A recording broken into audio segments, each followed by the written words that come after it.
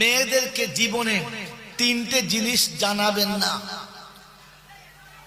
মেয়েদেরকে জীবনে তিনটে জিনিস জানাবেন না। একটা হলো যে আপনি কত টাকার মালিক, এটা মেয়েদের জানাবেন না। কথা বুঝেছেন? প্রথম শর্ত। আর দ্বিতীয় কাজ হলো মেয়েদের সামনে আর একটা মেয়ের জীবনে প্রশংসা করবেন না, তাহলে কিন্তু ঘরে ভাত পাবেন না। যদি আপনি একবার বলে ফেলেন বিবির সামনে রান্না বড় ভাবির হাতে, ও দেখবেন চুলোর পাশে বসে কাঁদিবার এমনি করবে,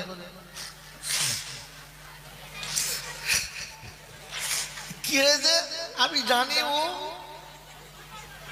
তার মানে বড় ভাবির সাথে গোলমাল। ও মার কাছে ফোন করে বললো বলে, মা আমি তখন থেকে বলি তুই বিশ্বাস করি আমি যা রান্না করি ওর পছন্দ না, বড় ভাবির পছন্দ, তখন বুঝতে হবে ঝামেলা লেগে গেছে। মেয়েদের সামনে জীবনে কোনোদিন কারো প্রশংসা করবেন না। বিবি যদি রান্না করে আনে নুন বেশি হয়েছে বলে দারুণ হয়েছে, খাওয়া যায় না ঝালেতে, বলছে একেই তো রান্না বলে, হাত চেটে খায়, তো তখন বলে আরেকটা মাছ দেবো, কি ওর ভাগের মাছটা তোমাকে দিয়ে দেবে। ওদের বদনাম করা। আমি চিন্তা করি এ রোগ ঢুকলো কোথা থেকে, সত্য বলা যাবে না। তো দেখলাম গাছের গোড়ায় গোলমাল। কোথায় গোলমাল? গোড়ায় গোলমাল। আল্লাহর পাক নবী সাল্লাল্লাহু আলাইহি ওয়াসাল্লাম ঘরে শুয়ে আছেন ক্লান্ত শরীরে। আম্মা জান খাদিজাতুল কুবরা রাসূলের চেহারাতে হাত বুলাচ্ছেন, মাথাটা টিপে দিচ্ছেন। আর হঠাৎ দেখে যে রাসূলের মাথায় হাত দিয়ে টিপছে আর চোখ দিয়ে পানি গড়িয়ে এক ফোঁটা পানি রাসূলের চেহারাতে পড়ে গেছে। আল্লাহর নবী ভাবলেন কি হলো, তাকিয়ে দেখে খাদিজার চোখের পানি। তো জিজ্ঞাসা করছে, খাদিজা কি হয়েছে? তোমাকে জিজ্ঞেস করতে হবে না, কি হয়েছে বলো। বললাম তো জিজ্ঞেস করতে হবে না। যখন দেখবেন গরম হয়ে গেছে তখন বুঝবে আগুন অন্য জায়গায় লেগেছে, ধোঁয়া এখানে উঠছে। কথা বুঝেছেন না বোঝেন না? ও ভাইরা, আর আমি ধারেরা কথা শুনে না খামাখা, বাবাজিরা শোনারা লাদেরা কথা শুনেন। তো আল্লাহর নবী সাল্লাল্লাহু আলাইহি ওয়াসাল্লাম চিন্তা করছেন কি ব্যাপার, কি হলো। আমি জিজ্ঞাসা করছি বলে না, তো হাতটা ধরে টেনে একটু আদর করে কাছে নিয়ে বলছে, খাদিজা আমাকে বলা যাবে না? বলছে বলা যাবে না। আবার গানে হেরা থেকে তুমি যখন এলে তোমাকে কে কাছে বসিয়েছিল? বলে তুমি। কেউ যখন মক্কার ভালোবাসতো না, কে ভালোবেসেছো? বলছে তুমি। রাতের অন্ধকারে বাড়ি আসলে একটা দরজা কে খুলে দেয়? বলছে তুমি। বলছে সব করলাম আমি, আর ফাতেমা জান্নাতের রানী। আল্লাহর নবী অবাক, বেটি জান্নাতের রানী, এইটা মায়েরও কষ্ট হচ্ছে। এখন যদি বলে আল্লাহ বলেছে, বললেই হলো, চুপ। আল্লাহর নবী দেখলেন হিকমতে ব্যবহার করতে হবে, কেন এ সহ্য হবে না।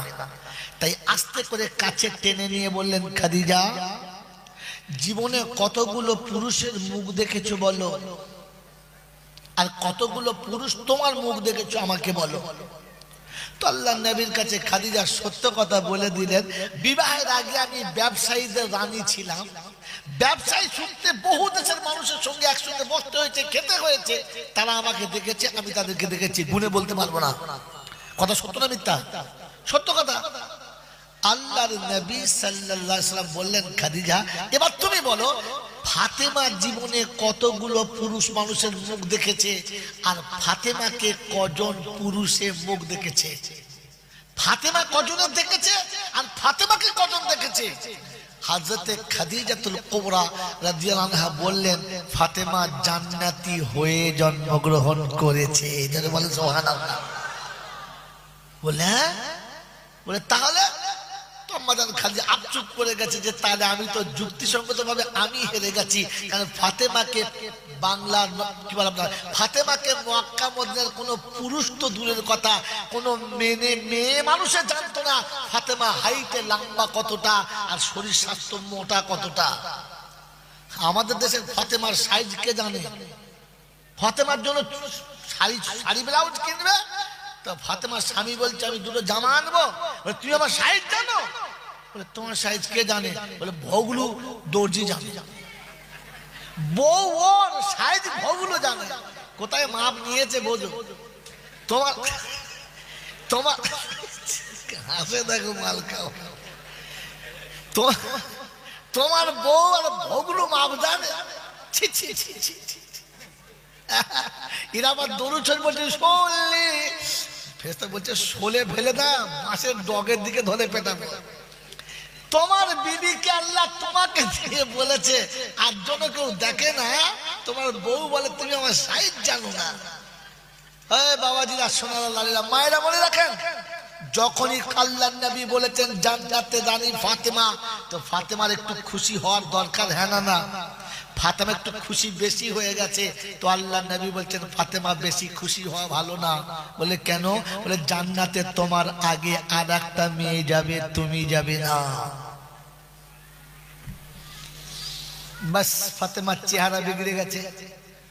আমি জান্নাতে রানী, আমার আগে জান্নাতে যাবে। বললে হ্যাঁ।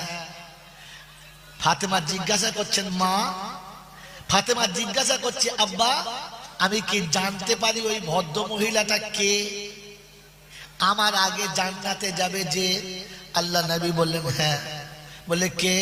বলে ওই যে আমাদের বাড়ি থেকে ওই একটু দূরে জঙ্গলের ভিতরে একটা ছোট্ট ঝুপড়ি আছে, চারিদিকে চট দিয়ে পাঁচিল করে ঘেরা আছে, ওই পাঁচিলের ভিতরে চটের ভিতরে একটা ছোট্ট ঝুপড়ি আছে, আর ঝুপড়ির ভিতরে একটা মেয়ে ছেলে আছে, ও তোমার আগে জান্নাতে যাবে।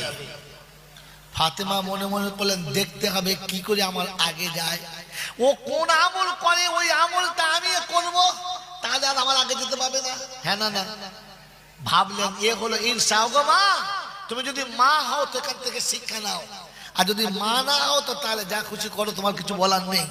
হযরতে ফাতেমা জোহরা পরের দিনে, এটা রাতের ঘটনা, পরের দিনে আসরের নামাজ পড়ে ফাঁকা টাইম তাসবিহ করতে করতে চলতে শুরু করেছেন। ওই জঙ্গলের কাছে চলে গেলেন, আর গিয়ে দেখলেন সত্যি চারিদিকে চড় দিয়ে বাড়িটা ঘেরা, ভেতরে যাওয়ার কোনো রাস্তা নেই, একটা ছোট্ট দরজা আছে কাঠের তালা মারা।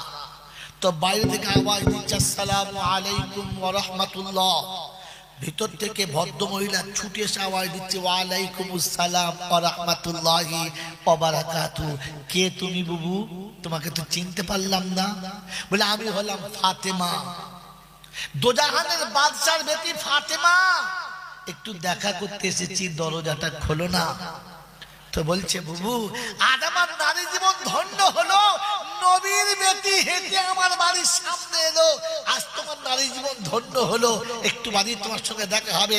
দরজা খুলতে গিয়ে খুললেন না, বললেন কই বুবু দরজা খোলো, একটু দেখা করি। বলছে বুবু, দরজা খুলে তোমার সঙ্গে দেখা করার পারমিশন আমি আমার স্বামীর কাছ থেকে নিই নাই যে, তাই স্বামীর পারমিশন ছাড়া আমি দরজা খুলতে পারবো? আমাদের বাড়ির বউরা যদি শুনতো এমএলএর বউ এসেছে, বলবো ও মা বাইরে দাঁড়িয়ে আছি, ভেতরে হাইবু। ছি ছি ছি ছি ছি ছি, কোথাকার পুরুষ মানুষ চলে এলো, তুমি ঢুকে ফেললে। ও নবীর বেটি গেছে তো শোনাচ্ছে, না বোন আমি আপনার সঙ্গে দেখা করতে পারি যদি আমার স্বামী পারমিশন দেয়, আগামীকাল যদি আপনি আসেন আমার স্বামীর কাছে পারমিশন নিয়ে আসবো। নবীর বেটিকে ফিরিয়ে দিয়েছে, কিন্তু স্বামীর কথার অবাধ্য হয়। এ মায়েরা, আমরা তো স্বামীকে আমার ইচ্ছায় চালাই, স্বামী আমার ইচ্ছায় চলে না, স্বামীর ইচ্ছায় আমি চলি। স্বামী আমার ইচ্ছায় চলে না, আমি স্বামীর ইচ্ছায় চলি। মায়েদের জিজ্ঞাসা করা, আজকে তো পুরুষ কোনো কথা বললে মেয়েরা ধমক মালে মাল চুপ। আর ও তো স্বামীর ইচ্ছায় চলে না, স্বামী ওর ইচ্ছায় চলে। বাবাজিরা সোনারা, ফাতেমা জোহরা বাড়ি ফিরে এলেন। ফাতেমা মশলা শোনাচ্ছে কত সুন্দর, বুবু আমি নারী তুমি নারী, পর্দার তো দরকার নেই। বলে না, স্বামীর পারমিশন নাই, চলে এলেন। পরের দিনে আসরের নামাজ পড়ে টুক টুক টুক টুক টুক করে চলেছে। হযরতে হুসাইন বাচ্চা ছেলে পাশে ছিল, পাশে ছিল, দেখেছে মা যাচ্ছে, ছুটে গিয়ে বলছে মা কোথায় যাচ্ছ? বলছে বাবু তুমি খেলা করে আমি আসছি। বলছে না, কাল আসরের পর তোমাকে দেখতে পাই না, আজও পালাচ্ছ, তোমার সাথে যাব। দুধের বাচ্চা, 3.5 বছর 4 বছরের বাচ্চা, তো চল বাবা। ছেলে শোনে না, কি করবে, ছেলের হাত ধরে পা পা করে যাচ্ছে। হোসাইন জিজ্ঞাসা করছে মা কাদের বাড়ি যাচ্ছ? তোর খালার বাড়ি। কোন খালার বাড়ি? বলছে পরে বলবো, চুপ কর, চ। মা বেটা চলে গেছে, দরজার কাছে গিয়ে হোসাইন আমি আগে বলছি তুই পিছনে দাঁড়া। হোসাইনকে পিছনে রেখে দরজায় আওয়াজ দিয়েছে, এমনি করে আওয়াজ দিয়েছে আসসালামু আলাইকুম ওয়া রাহমাতুল্লাহ। তো বেচারি ভদ্র মহিলা আবেগ ভরা হৃদয় নিয়ে আসছে, স্বামীর কাছে পারমিশন নিয়েছে যে আজকে নবীর বেটি এসেছিল। বেচারা হতভাগী করেছিস কি? আল্লাহর নবীর বেটি ফাতেমা এসেছে, দরজা খুলিস নাই? বলছে আপনার পারমিশন নেই নাই? আমার পারমিশন নেওয়ার দরকার ছিল না। বলছেন না, আল্লাহর হুকুম, স্বামীর পারমিশনের বাইরে স্ত্রীকে চলা যায় না, তাই আমি দরজা খুলি নাই। বলে আজকে আসলে খুলে দিবি? আসবো বলেছে? বলে হ্যাঁ। বলে খুলে দিবি, অন্যায় স্বীকার করবি? ঠিক আছে, ঠিক আছে। যেমনি ফাতেমা আওয়াজ দিয়েছে, ও তো আবেগ ভরা বুক নিয়ে ছুটে আসছে দরজা খুলতে। আর ওই সময় হোসাইন বলে ফেলছে মা আমি আগে ঢুকবো। বাস, বাচ্চা ছেলে যেমনি বলে ফেলেছে, ও বেচারি দরজা খুলতে এসে দাঁড়িয়ে গেছে।